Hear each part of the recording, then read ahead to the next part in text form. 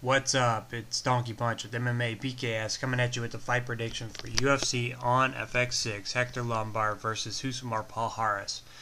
Hector Lombard didn't have the greatest showing in his UFC debut, losing a somewhat boring decision to Tim Boetsch. I don't think that fight was a good representation of who Lombard really is as a fighter. His fights in Bellator were awesome to watch if you ever got a chance to see him. He kind of reminded me of a Mike Tyson. He had that mystique about him, but it's been somewhat tarnished, and there's been holes shown in his game since his fight with Tim Boetsch.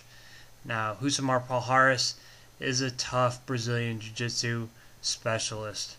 That guy can rip off anyone's legs, anyone's arms that he gets a hold of. He was riding a 3-fight win streak until he ran into Alan Belcher, who dominated him in his last fight.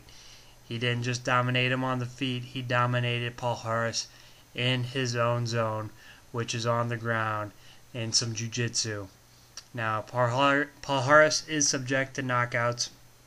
His chin is a little bit questionable. He did get knocked out by Nate Marquardt, and he did get knocked out in his last fight against Alan Belcher. So it'll be very interesting to see where his chin is at, where his mind is at, because he is fighting a knockout specialist whose name is Hector Lombard. My prediction in this fight is Lombard. He has the speed, he has the power to knock out Palhares, and I think that UFC debut was just kind of getting the jitters out, and he's going to come out with that fire that he did in Bellator. So Palhares is a threat to anyone that he does get on the ground, but I think Lombard has the ability to be able to keep the fight standing, and he has good defense as far as his jiu-jitsu goes. He's no chump in that department either. So this is Donkey Punch saying pick Lombard as your winner.